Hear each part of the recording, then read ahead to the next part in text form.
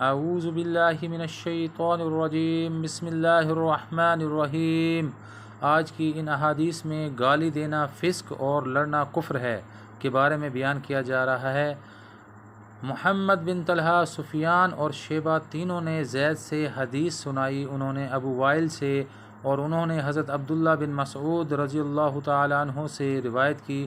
انہوں نے کہا کہ رسول اللہ صلی اللہ علیہ وآلہ وسلم نے فرمایا، مسلمان کو گالی دینا فسق ہے اور اس سے لڑنا کفر ہے۔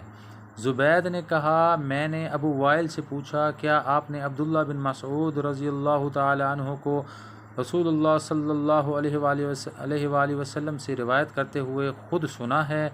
انہوں نے کہا ہاں۔ شیبہ کی روایت میں زید کے ابو وائل سے پوچھنے کا ذکر نہیں ہے۔ صحیح مسلم حدیث نمبر 221۔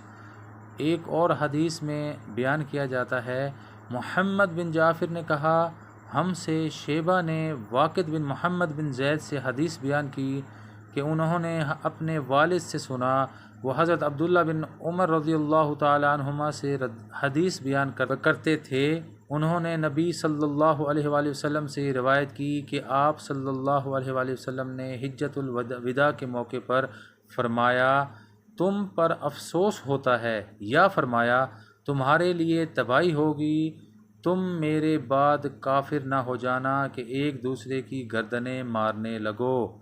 صحیح مسلم حدیث نمبر 225۔ اللہ تعالی ہمیں ان احادیث کو سمجھنے، ان پر عمل کرنے کی توفیق عطا فرمائے۔ وما علینا الا البلاغ المبین۔